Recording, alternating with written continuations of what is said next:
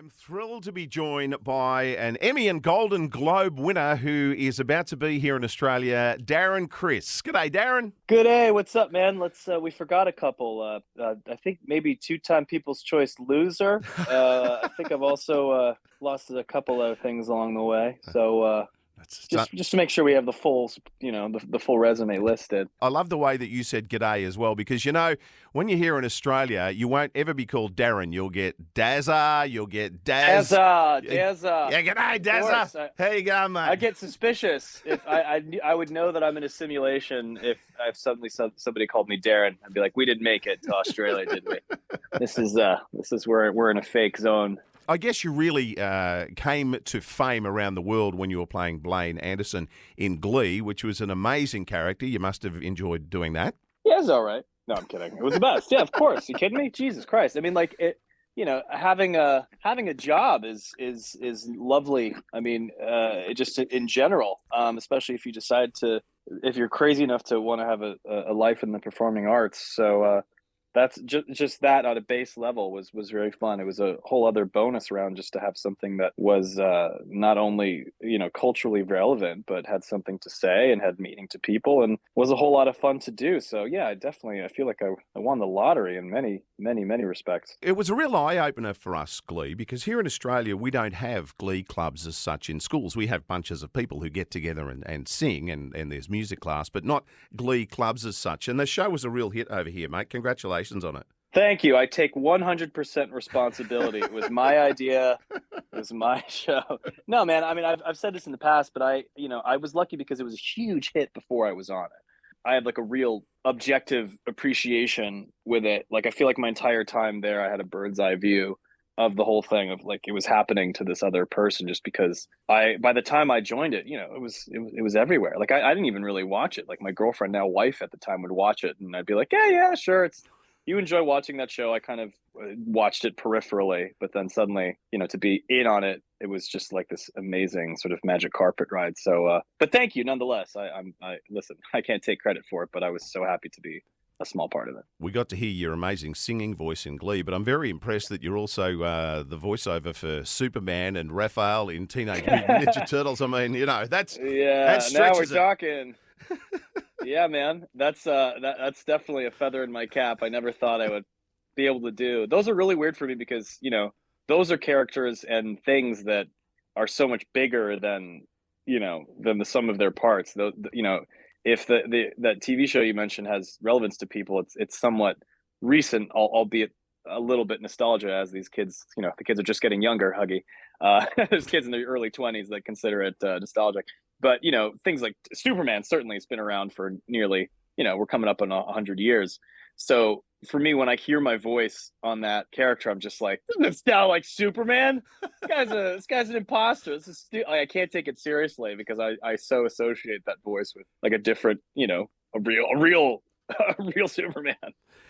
Mate, but there I am. I want to talk a little bit about Star Kid. Can you just tell us how this all came about? Because I'm a bit of a fan of Star Kid. I must admit I've got a 24-year-old daughter and she is a massive fan of Star Kid, and I think I've heard all the songs and talked about all the shows for so many years. She told me that Starship is her favourite, so there you go.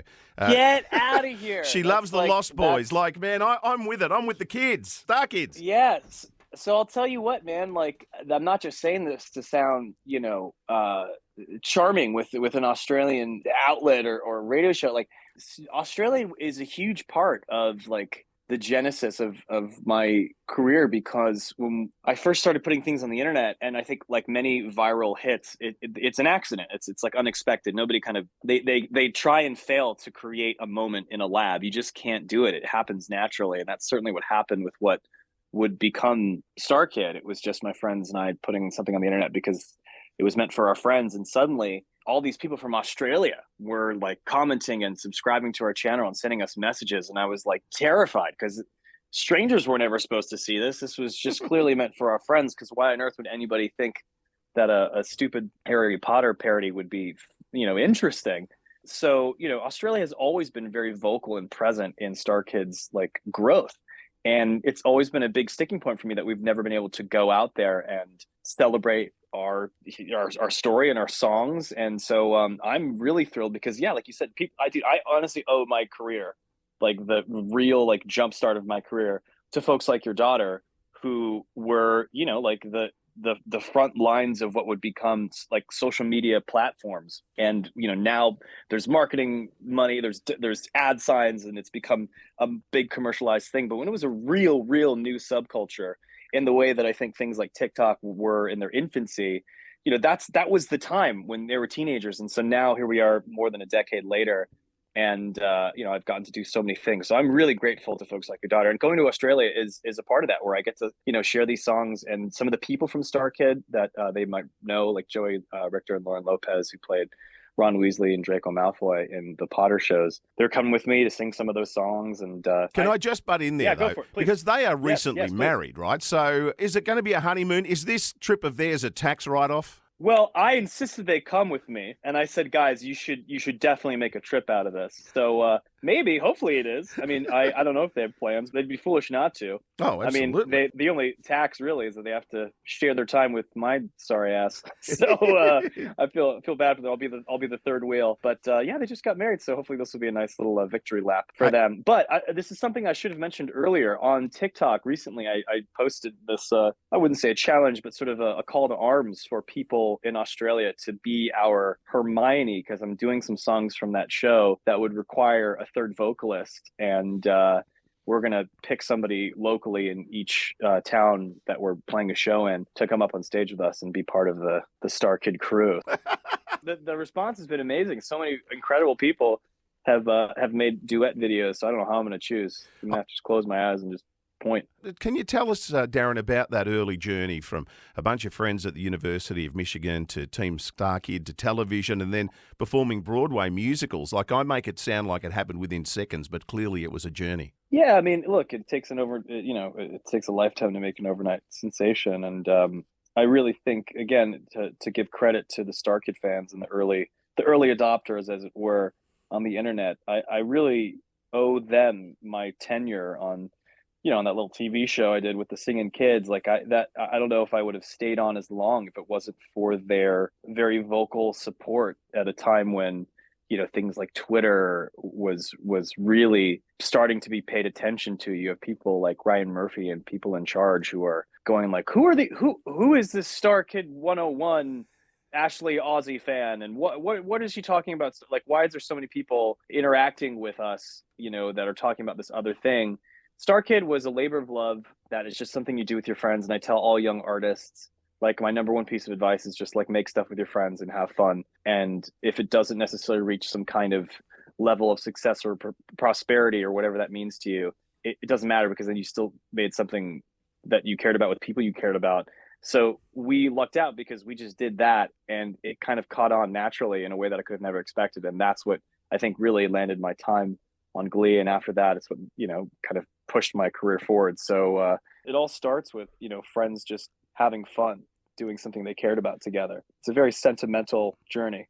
So when you were young, were your musical, idols? How dare you, Huggy? I'm still kidding. But when you were when you were in say primary school and high school, college as well, sure. Was the music you were listening to pop music, or was it kind of musicals music? Was it, did you already have a direction? Who were the people you were listening to and the people that inspired you?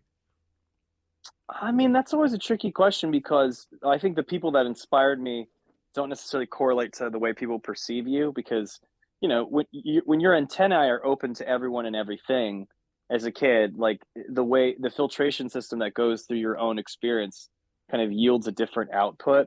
So, I mean, there's so many things that are tied into just the artist. It's also the time I grew up, man. Like, I grew up in San Francisco in the 90s. So there was like, the alternative rock scene of the 90s was massively influential in the way that, like, I learned how to play music. I always say that it was like punk rock taught me how to play jazz, which is a very strange thing to say, and I could explain it if I had a guitar in front of me. But there are a lot of sort of harmonic things and songwriting things that I think were really influenced by, a lot of the pop, the mid late 90s was an interesting time because it's when bands and rock music was pop music. Like popular music was rock. So yeah, so in that sense I did listen to what would be considered pop music. And also like the musical theater stuff that I would listen to were also arguably pop because they were the most popular musical theater albums. I wasn't like listening to deep cuts as a kid. You listen to what is wildly accessible to you. Like half of the stuff that I know by the time I'm like a teenager is stuff that's like on the front lines of mainstream culture. So Yeah. you could argue that it was all pop. It's not until really college or high school that you get to find some of the deep stuff that makes you cool or unique. But for the most part, yeah, pop shit, man. That's my favorite. DJ Andrew Lloyd Webber and the remix of Cats. Yeah. Mate, so let's talk a little bit about the shows because that's obviously why you're coming here. Now, we're going to get obviously some early stuff, some Star Kid stuff, some of your Broadway mate, stuff. I'm not there for a bloody haircut. I'm there for a brekkie sando. There you go. Staying for a few shows. Yeah, I'm coming for the food and booze, staying for the shows. But continue, sorry. Yeah, so we're going to get the early stuff, clearly. We're going to get some of the Broadway stuff. Are we going to get a lot of songs that you've written yourself, some of the stuff you've recorded? Yeah, I mean, listen, I try to do, and this goes for everybody and every show that I do, but I always try and make the show, all my shows have a little bit of everything. I pretend that everybody there has never heard of me or never met me. It's an opportunity for people to kind of get to know my deal in whatever way I can, manage and however long the show is. So yeah, I kind of talk about my songwriting that I've done for some of the shows like Star Kid or for TV stuff that I've written, stuff I've done as a band or as an artist. But of course, I play songs that people would know from television or stuff from Broadway, and it's just a big kind of cabaret of my life. And the goal is by the end of it, if you really had no idea what my deal was, you have perhaps an inkling and enough, and hopefully you had a good time. I mean, it's just if you like music, it's a good hang. And I know it's a horribly vague way to sell any show, but it's a fun celebration of a lot of different kinds of popular music. And certainly when I'm in Australia, I'm definitely going to go ham on all my favorite Australian artists, because there's so many that I'll probably be wanting to play. And every show is different, so no matter what city you come to, I'll do a different set. You've clearly got a really diverse songwriting ability from stuff that you could use, on the stage in theatre, but also pop music. Is there any sort of musical genre or style that you're interested in having a go at, but haven't? I don't think there is one that I haven't had a go at in some way, shape, or form. So I feel that's a really good question. I've never been asked that before. I think I've probably had a go at everything, but if a tree falls in the forest and no one's around to hear it, then I guess it doesn't really exist. So I guess really the question is there a genre that I think people haven't heard me do? Then probably, but I can't think of it. I mean, it runs the gamut on these shows. I mean, we kind of go all over the place from, hits from songs to songs you've never heard or songs you never considered. And what I tend to do is I like to take requests and, I kind of figure out what I'm going to do like a couple minutes before the set. And I'll figure out what people want like at that place on the day and then kind of do, kind of whittle it together before your very eyes. So there's a bit of improvisatory things that might happen. So if there's a genre or a thing you want to hear at the show, you got to just yell it out at some point and see if I pick it up. So it sounds to me, you saying that you've had a crack at everything, that there is a little bit on what we maybe used to call on the cutting room floor, but you've got some folder on the PC that says, maybe not now. I wish it was that deliberate. It's more like I've put music out that probably nobody ever listened to. But well, sure, we'll go with your version. The lost tapes of Darren Criss in a few years' time, eh? Yeah. The bungled shots of Darren Criss's output. So the show itself, you're going to chat to us and you're going to play some songs and we're going to throw some requests at you. It sounds like it's really interesting. So, people who have maybe only seen you on the TV and don't know too much about your other background, your Broadway stuff, your musical stuff, it's going to be a really intriguing insight into you. They're not just going to get, Blaine from Glee. Yeah, I don't think they'll get Blaine because, Huggy, I hate to break it to you, but, Blaine isn't real. What? He's a fake character. No, I know. I've just shattered the dreams. No, I say that with a wink and a cheeky smile. No, you'll get a bit of all that stuff. Yeah, I mean, it's weird when I say, "Hey, come to the show," because it's I don't think I'm a very egotistical person. I'm much more interested in other things and other people than I am myself. But if for whatever reason people have decided to spend their time and money and energy into, listening to my silly rantings for, an hour and a half or so, then I owe it to them to sort of return, give them a return on their investment by trying to make it as interesting and positive and uplifting and hopefully fun and funny as I can. So I don't really know how to sell it other than, hey, it's going to be a lot of fun, a lot of songs you might know, a lot of songs you might not know, and God, I hope I can make it worth your while. Man, I'd like to, before I let you go, ask if you could share maybe a standout memory from one of your performances, whether it be on the small screen or the large screen, and, what made it particularly memorable for you. Oh, man, they're all memorable, which I know isn't like the great answer, but, like I kind of started this conversation with, like, just the idea of getting to do any of this stuff to me is so insane, I'll say, I got one for you. So basically, unless you're, I don't know, 15. I don't know when Glee started, but unless you're a very, very young kid, not many people, not many adults grew up with that show, right? Like it wasn't around until later in life. So neither you or I grew up going, yes, that's a goal to be on a show, like, be on that show. Maybe if, something like SNL, you can grow up watching SNL and be on it. That's an amazing dream to accomplish. So something like Star Kid, I didn't grow up with YouTube. I didn't grow up with any of these things that I couldn't have, and I have a pretty wild imagination. I couldn't have imagined that those things would happen, as opposed to like doing a classic American play on Broadway with like heroes that I've grown up admiring. So I did get to do American Buffalo, which is one of the great contemporary American plays of the 20th century by David Mamet. And I got to do that with my hero from fellow San Franciscan, Sam Rockwell and the great Lawrence Fishburne.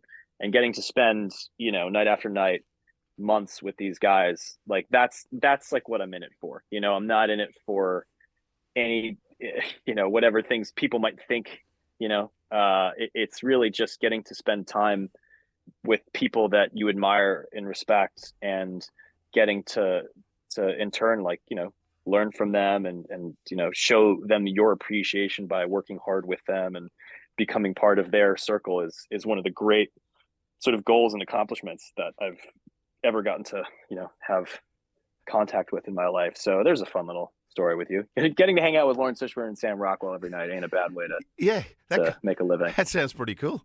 Mate, I just want to ask you a question. This is a little out of left field, and to be honest, it's only just come to me as we were chatting just now.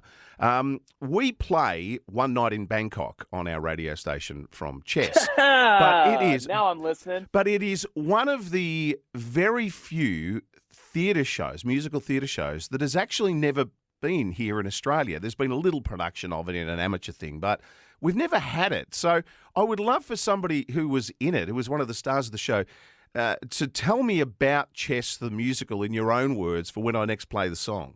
Well, okay. So what's cool about that song is that most people, I think, who were around when that song was like in constant radio rotation in the 80s are blithely unaware that it is from a musical. And not only that it's from a musical, but that it's a musical about chess and the Cold War, written by ABBA. So it's one of these weird backstories. It's like you either know chess and you love it, or you have no idea what the F it is, and it's just this total mystery. So I'm a big chess head. I got into it in high school because they actually did a production of it at our high school, which I think our drama teacher got like fired the following year because it was just like talk about being out of left field.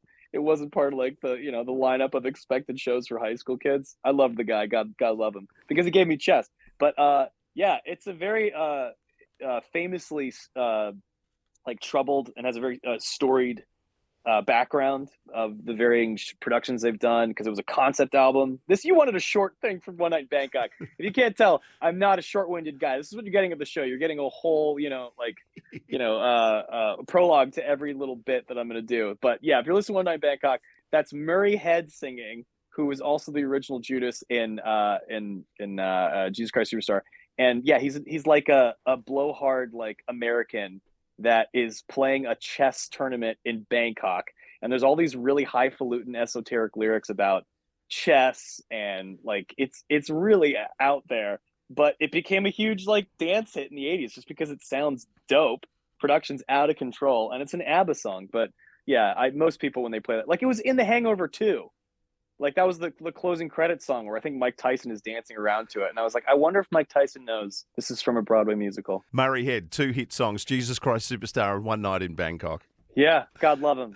Like, what an animal. We're looking forward to seeing you here in Australia. It's been an absolute pleasure talking to you, Darren. I could talk to you for ages, mate. I honestly, I'm the worst. I could too. So I just want to say 2 words. I'm sorry and thank you.